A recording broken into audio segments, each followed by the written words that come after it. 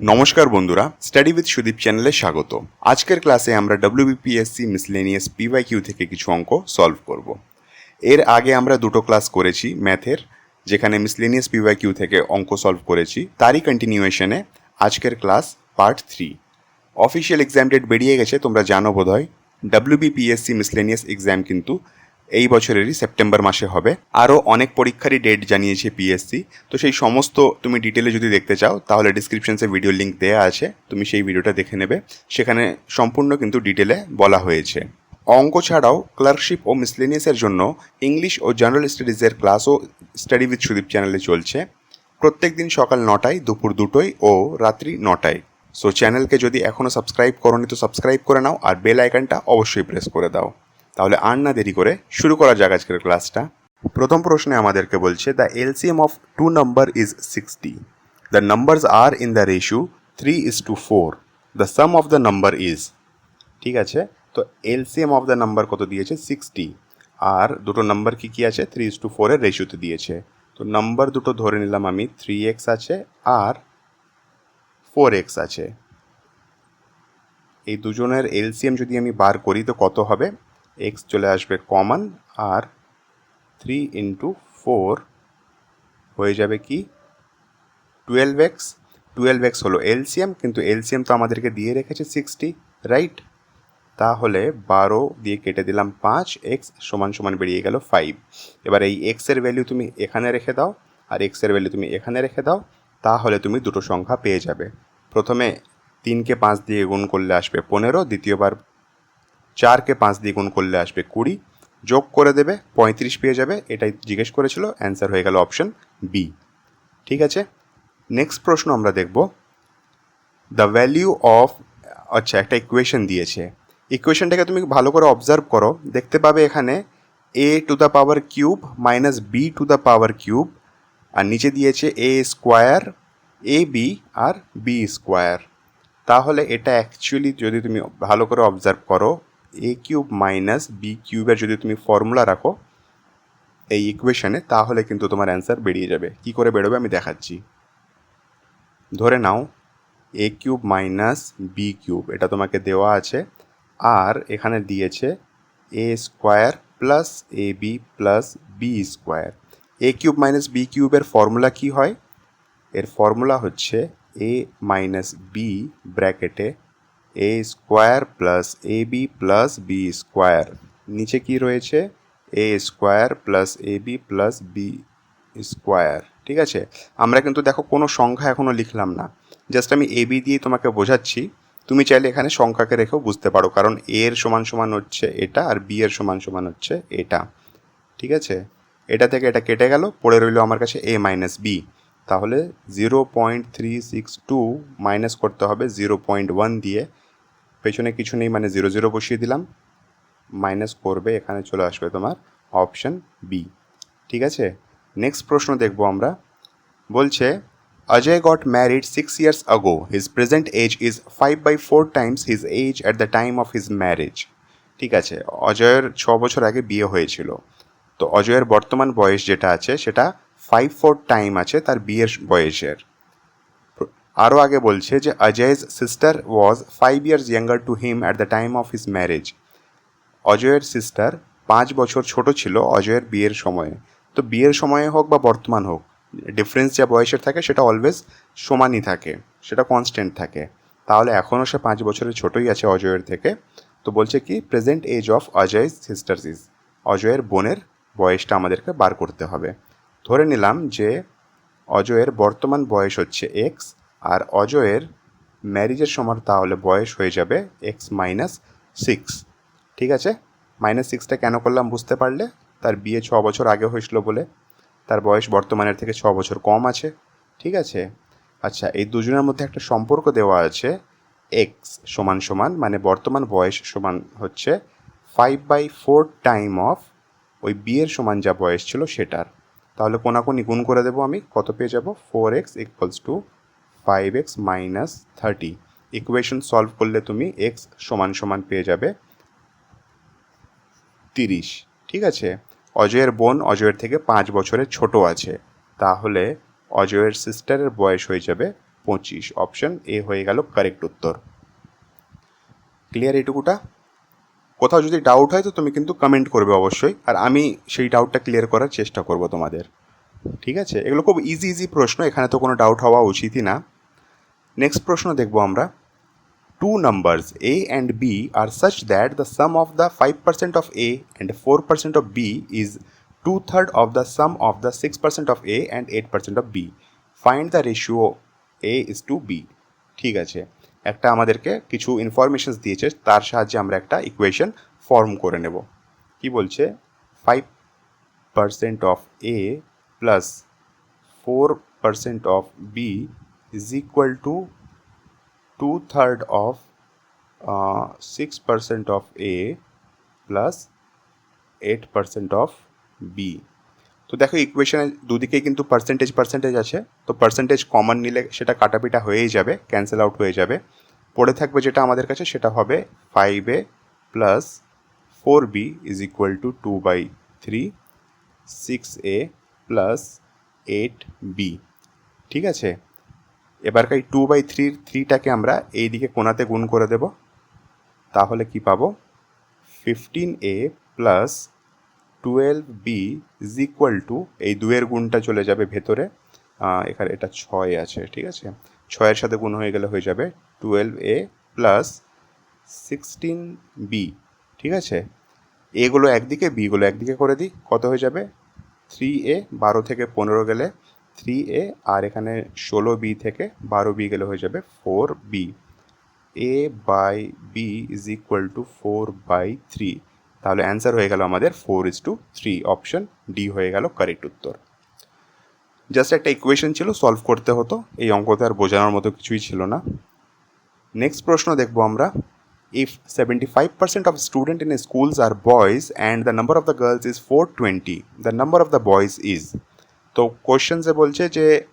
কোশ্চেনে বলছে যে 75% স্টুডেন্ট ছেলে আছে একটা স্কুলে, তার মানে 25% হলো গার্লস। ঠিক আছে, আর এই 25% গার্লসের সংখ্যা আমাদেরকে রেখেছে 420, তাহলে এই 420কে আমরা 25% দিয়ে যদি ডিভাইড দিয়ে দিই, আমরা কিন্তু টোটাল নাম্বার অফ স্টুডেন্ট পেয়ে যাব।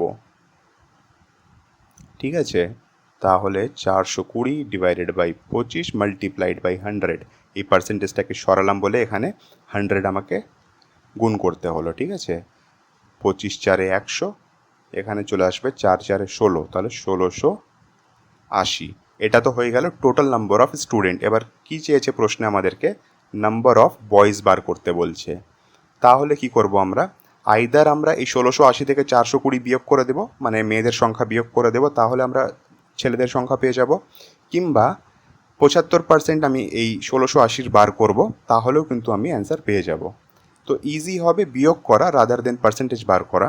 ঠিক আছে, কত হবে এখানে? 1260, অপশন ডি হয়ে গেল কারেক্ট উত্তর। নেক্সট প্রশ্ন দেখব আমরা। If A's salary is 25% less than that of B salary, আচ্ছা, তাহলে এখানে দুজন আছে, এ আছে, বি আছে। বি এর স্যালারি যদি 100 হয়, তাহলে এ এর স্যালারি 25% লেস আছে বি এর থেকে, তার মানে এ হয়ে যাবে 75 টাকা, ডিফারেন্স হয়ে গেল 25-এর। ঠিক আছে, আগে কি বলছে? Then how much percent is B salary more than that of A salary, তাহলে বি এর স্যালারি এ এর তুলনায় কত বেশি আছে? তো বি এর স্যালারি 25 টাকা বেশি আছে এ এর তুলনায়, যার থেকে তুলনা করি তাকে আমরা নিচে রাখি। ঠিক আছে, 25 3 75, রয়ে গেল 100/3, আর এর মানে হচ্ছে 33.33%, কিংবা 33 1/3, তাহলে অপশন বি হয়ে গেল কারেক্ট উত্তর। পার্সেন্টেজ টু ফ্যাক্টর মুখস্থ কিন্তু করে নেবে, আমি বলেছি এর আগেও তোমাকে, আগের ক্লাসগুলোতেও।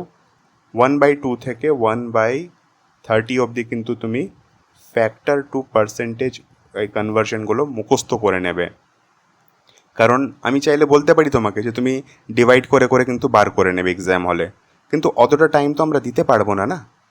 কম্পিটিশনই হচ্ছে টাইমের, তুমি কতটা জানো সেটা তো কোনো ব্যাপারই না, কম্পিটিশন হচ্ছে টাইমের, কতটা টাইমে তুমি করে আসতে পারছো। নেক্সট প্রশ্ন দেখব আমরা, a seller sold an article with 20% loss. If he sold the article with 200 rupees more, then he would have profit of 5%. Cost price of the article was. তো প্রশ্নে বলছে যে একটা সেলার আছে, সে কিছু জিনিস বিক্রি করছে কিন্তু তার তাতে 20% লস হচ্ছে।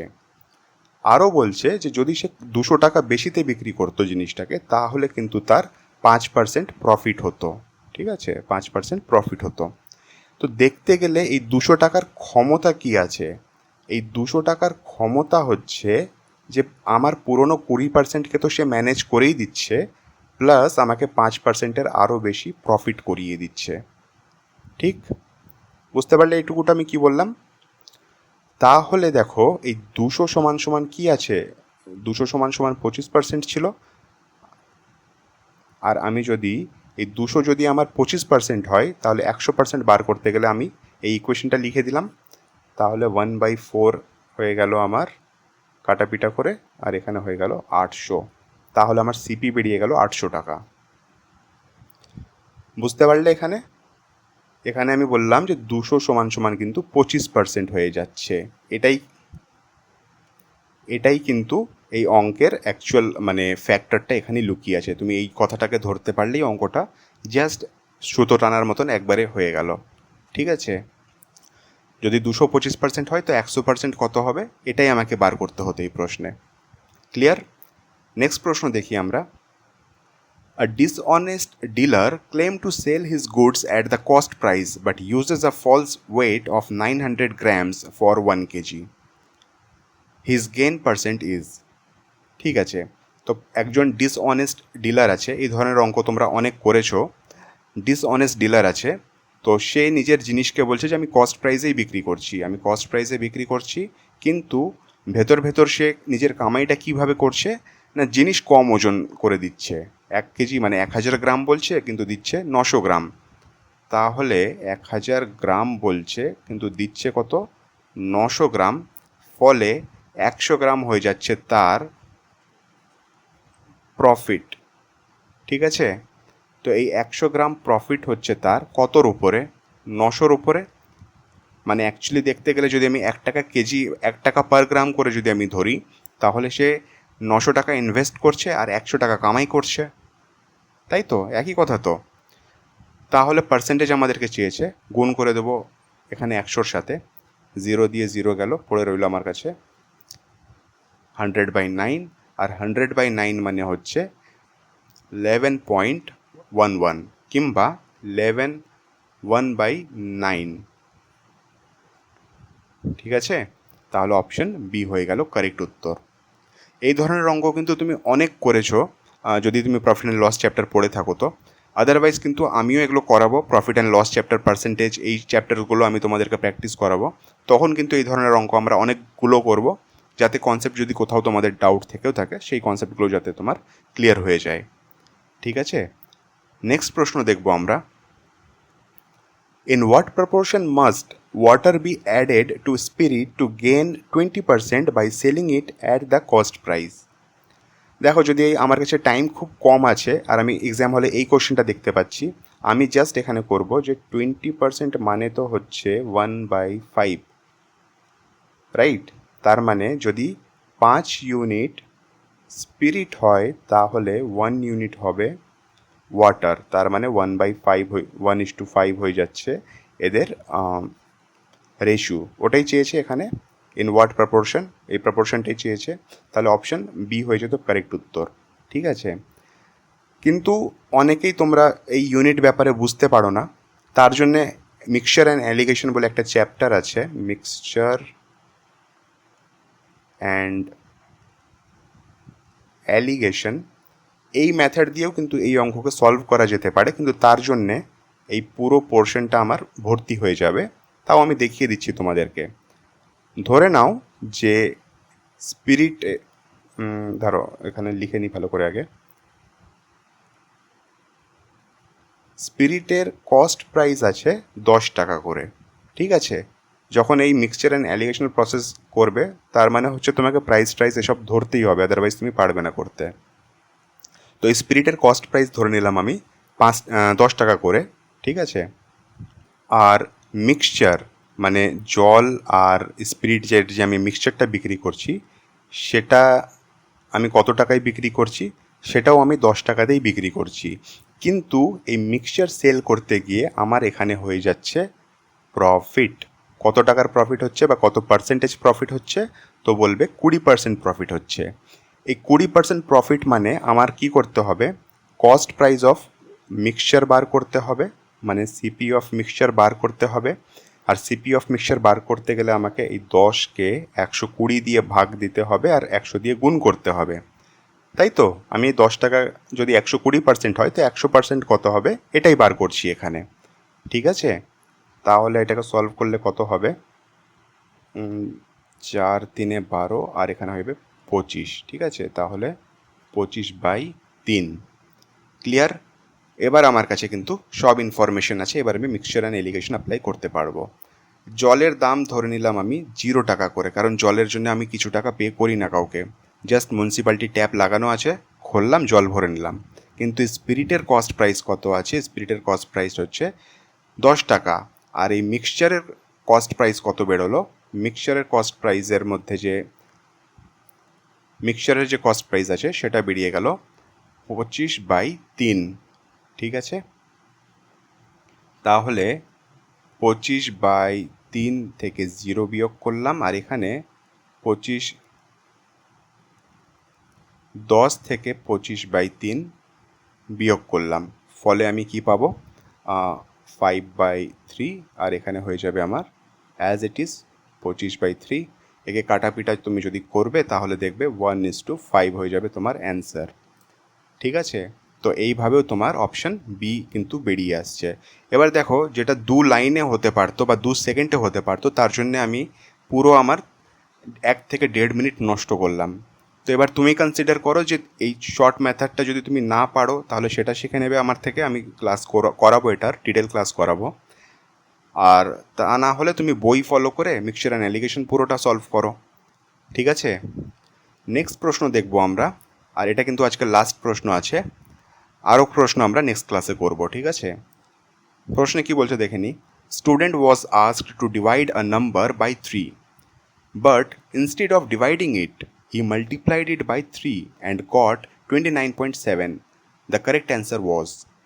ঠিক আছে, কি বলছে যে একটা ছাত্রকে বলা হলো যে তোমার কাছে একটা সংখ্যা আছে, সংখ্যা সাপোজ সেই সংখ্যাটা হলো এক্স, তো এক্সকে 3 দিয়ে ডিভাইড করতে বলল, ঠিক আছে।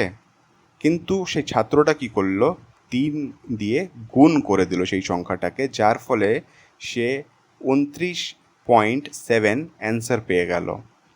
কারেক্ট অ্যান্সার আমাদেরকে জিজ্ঞেস করেছে। কারেক্ট অ্যান্সারের জন্য কি করব, এই 3 দিয়ে আমরা, মানে এক্স যদি আমাদেরকে বার করতে হয় তাহলে 3 দিয়ে ডিভাইড করে দিলাম, কত পাবো 9.9, 3 9 27, 9.9 পেয়ে গেলাম। এক্সের ভ্যালু কত হলো 9.9। এবার যেটা আমাদেরকে করতে বলেছিল প্রথমে সেটা করে দিলে অ্যান্সার পেয়ে যাব 3.3। অপশনস বি হয়ে গেল কারেক্ট উত্তর, ঠিক আছে। তো আজকের এখানে অঙ্কগুলো শেষ হচ্ছে। নেক্সট ক্লাসে আমরা আরও অঙ্ক করব, আরও নিউ যা কনসেপ্ট আমরা পাবো সেগুলো সলভ করব, সেগুলো বোঝার চেষ্টা করব। যদি আজকের ক্লাসটা ভালো লেগে থাকে তো প্লিজ ভিডিওটাকে লাইক করে দেবে আর তোমার বন্ধুদের সাথে শেয়ার করে দেবে। তোমাদের একটা লাইক কিন্তু আমাকে খুব মোটিভেট করে নিউ ক্লাস আনার জন্য। সো প্লিজ লাইক করে দিও ভিডিওটাকে যদি তোমার সত্যি ভালো লেগে থাকে। তো কোনো যদি তোমার মন্তব্য থাকে, কোনো যদি সাজেশন বা রিকোয়ারমেন্ট থাকে তো কমেন্ট বক্সে কমেন্ট করতে পারো, বা যদি কোনো অঙ্ক তুমি বুঝতে পারলে না সেটাও কিন্তু আমাকে কমেন্ট করে জানাতে পারো। আমি নেক্সট টাইম সেই অঙ্কটাকে আর একটু তোমাদের ডাউট ক্লিয়ার করার চেষ্টা করব, ঠিক আছে। চ্যানেলকে যদি এখনও সাবস্ক্রাইব করোনি তো সাবস্ক্রাইব করে নেবে, আর বেল আইকনটা অবশ্যই প্রেস করে দেবে। ইংলিশ, জেনারেল স্টাডিজ, ম্যাথামেটিক্স এই সমস্ত সাবজেক্টের ক্লাস কিন্তু চ্যানেলে চলছে সকাল 9টার দিকে, দুপুর 2টোর সময়, আর রাত্রি 9টার সময় কিন্তু ক্লাসেসগুলো চলছে, ঠিক আছে। প্রত্যেকটা ক্লাসের নোটিফিকেশানস তুমি পেয়ে যাবে যদি বেল আইকনটা প্রেস করে দাও। তো তাহলে দেখা হচ্ছে নেক্সট ক্লাসে, ততক্ষণ পড়তে থাকো, রিভাইজ করতে থাকো।